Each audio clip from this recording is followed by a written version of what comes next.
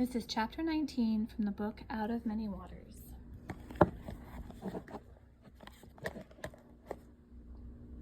The shores of New Amsterdam. Isabel pushed against the ship's railing with the other passengers, waiting for her first glimpse of the new colony. Seagulls glided effortlessly around them, and their shrill cries announced the ship's approach. She clutched Davy with one hand and Rochelle with the other. Davy took a deep breath. "Well, here comes one more change," he said. He reached over and tugged playfully at Isabel's hair. In just the space of a few weeks, it had grown longer, and the blunt ends left by Cato's knife had softened into natural waves. "I told you it would make your hair grow." "I never expected what was ahead when I first left the monastery," Isabel said. She could make out the green of treetops and the outline of the shore as the ship sailed toward the harbor. Her head was filled with the memories of all that had happened to her since she stood holding Maria's hand at her first sight of Recife. "I barely escaped from the church, you know, because one of the friars caught me just as I was getting onto the Velk. I don't know how I convinced him to let me go. It seems like such a long time ago." Davy looked surprised. "But the hardest part wasn't escaping," he said. "It was choosing to come with us when we were captured." Rochelle squeezed her hand. "I'm glad you came. I can hardly remember when you weren't here." "It's already September," she said. "Mama says it's nearly Rosh Hashanah. It's a new year, a new land, and a new life in New Amsterdam." "The harbor looks so calm," Davy said. "I hope our reception is as peaceful as the water. Governor Stuyvesant doesn't like settlers of different faiths." Rochelle broke in. "Jean-Pierre told me that the governor has already refused permission from a group of Lutherans and some Quakers to establish churches here. I don't think he will welcome Jews." For once, Davy did not argue. "Still," he said, "we will have to stay at least through the winter, since it will take that long to pay off the debt to Captain de la Mothe and earn enough to book passage on another ship." Isabel hoped that a way would be found to go to Amsterdam when the St. Catherine sailed. She still had her combs. "For all 23 of us," Davy said, "we were charged 2,500 guilders. We've already paid about 900 guilders, although Papa would not tell me where it came from." "How will we pay the rest?" Isabel asked, concern evident in her voice. "If our belongings arrive from Cuba," Davy answered, "there are things we could sell, like Abraham's berimbau's and my paints. There is another possibility. Mosé says several Dutch Jews are involved with the Dutch West India Company, and we could arrange the captain's payment through them when he arrives." Isabel looked down at the small bundle of blankets at her feet. Some bedding and a collection of cooking pots were all the captain was permitting the Jews to carry ashore. Their few remaining trunks and possessions, including their clothes, had to be left on board as a guarantee of payment. Davy said that was just like a ransom, making the families pay to get their own things back. But Mosé Lambrosco had argued successfully for the Torah scroll. Since the captain considered it worthless, he had agreed. Behind her, Isabel heard the clanking of iron chains as the heavy anchor was lowered into the water.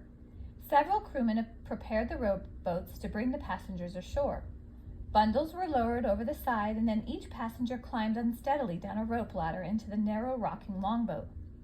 Isabel sat nervously with the Levies and the Nunez family. The oars sliced through the water, and the settlement came into clearer view. The colony seemed smaller than Recife, but the streets were laid out in a similar cluster of rows, all facing the harbor. People lined the shore, and bright handkerchiefs waved in the air. The billowing sails of a windmill turned slowly in a farmyard. "Is that a stockade on the outskirts?" Rochelle asked. "They won't shut us up as prisoners, will they?" "I don't expect so," Asser said. "Governor Stuyvesant may not wish us to establish a permanent residence here, but this is a Dutch colony, and he should not persecute us. The stockade is probably built for protection from Indians in the unsettled lands to the north." "Indians?" Rochelle said with a puzzled look. "Aren't they friendly, like in Recife?" "I certainly hope so." "Well, where will we stay then?" Rachel demanded. "Stop worrying, Rochelle, and stop chattering." Rochelle felt silent at her father's mild rebuke.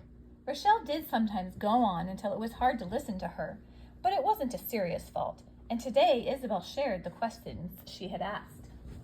Gravel scraped the bottom of the longboats as they glided onto the shore, and the passengers set their feet on land once again. Relatives and acquaintances rushed forward, and there were shouts of joy as families and friends were reunited. Jean-Pierre lifted Isabel lightly from the boat and set her down on the dry, sandy beach. "Good luck," he called, as he headed toward the village, his belongings piled in a sack. "I'll be back." Sailors unloaded trucks and baggage, and the colonists carried them away. The harbor emptied of people, the longboats were rowed back to the ship, and soon only the band of Jews were left standing alone on the shore. The captain approached and ordered them to appoint one member to accompany him to the governor's house. There, he said, they would explain the circumstances of their arrival and their great debt. Because of his fluency in languages, Abraham was selected. The rest spread out blankets and waited in the sun. The older boys sat together on the sand, and the younger children huddled close to their parents. Davy's sketchbook was propped on his lap, but the charcoal lay unused beside him. Isabel sat between Astor and Maria, wondering what news Abraham would bring. For a time, no one spoke. Then Paulo wiggled in next to Isabel and removed a small object from his doublet. Although the sailors had strict orders to search the Jews for any valuable items they might try to remove from the ship, the sailors had winked at the children and passed them by. What had Paulo managed to carry out?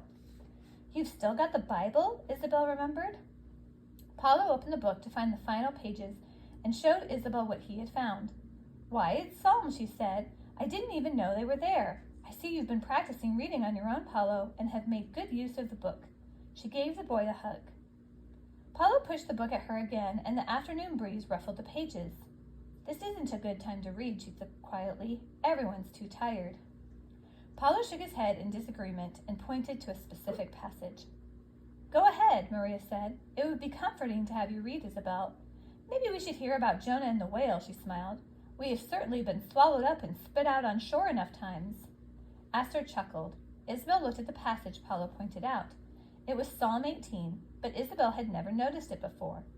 "I guess Paulo wants this passage," she said to Maria. She began to read softly. The others turned toward her and listened. "The sorrows of death compassed me, and the floods of ungodly men made me afraid." She noticed that the corner of the page was bent and that a small smudge of dirt showed where Paulo had thumbed it. He must have read this passage through many times, she thought. I didn't realize he could read so well. But how could I? He never read out loud. "In my distress I called upon the Lord and cried into my God. Out of his temple he heard my voice, and my cry came before him into his ears." Do I finally trust in God like this? She questioned herself. Then Paulo reached over and lifted the book from her hand. Isabel was confused. Did he want her to stop? Wasn't she reading the passage he had asked for? In a shaky, hesitant voice, Paulo began to read aloud. "He sent from on high, he took me, he drew me out of many waters. He delivered me from mine enemy most strong, and from them that hated me, for they were too mighty for me." Tears welled up in Isabel's eyes as she heard Paulo's timid voice. Rachel Nunez rose up from her seat and gave a soft, sharp cry. She covered her face with her hands. A murmur stirred the group, and all eyes were upon the boy. But Paulo ignored them all, serene in his achievement. His words became stronger, and he continued to the end of the passage. "They confronted me in the day of my calamity, but the Lord was a stay unto me. He brought me forth also into a large place. He delivered me because he delighted in me." He closed the book and handed it to Isabel. "No, Paulo," she said. "It's yours. I think it was always meant for you." Rachel engulfed Paulo in her arms, her audible sobs a release of emotions that had been stored far too long. "Paulo, Philo," she said softly, "my child." Isabel felt her heart would burst with sadness at what Paulo had gone through and with joy at what had occurred. "You have had a hand in this," Astor said. "By teaching Paulo to read, you gave him the chance to break his silence without having to find words for his own thoughts. I think he has let the Psalms speak for him." We have all come out of many waters, Isabel thought. Paulo picked the right message. We are safe upon the shore. Although it's not the one I've dreamed of, it is the one I have chosen. Hand in hand, Paulo and his mother walked along the water's edge as Paulo spoke quietly to her. Abraham returned just then, but even his news seemed less important than what had just happened. "The Stuyvesant is a difficult man," Abraham was saying. "He wants us to settle our debt with De La Motte and go on to Amsterdam." Isabel wondered if there was a chance that they might sail with the St. Catherine. "How does he expect us to pay what we owe, let alone raise more money for another passage?" Sultana asked. "He has no sympathy for the exorbitant charge, nor for what has happened to us," Abraham explained. I tried to explain that we had already paid full fare for our passage on the Valk, and we've lost everything of value to the privateers, but the governor turns his head as if he were deaf. How much time do we have? Mose asked. He has granted us 1 week to settle the debt, but he will not allow us to remove our tools and clothes from the St. Catherine, and the captain refuses to wait until we petition our friends in Holland for the sum. Isabel listened closely. They had no way to make enough money to pay de la Motte in 1 week, even if their trunks did arrive. There's one piece of information I learned that may be helpful, Abraham added.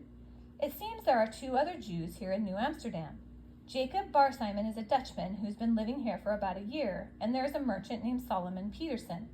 I strongly suggest we search them out and try to enlist their help.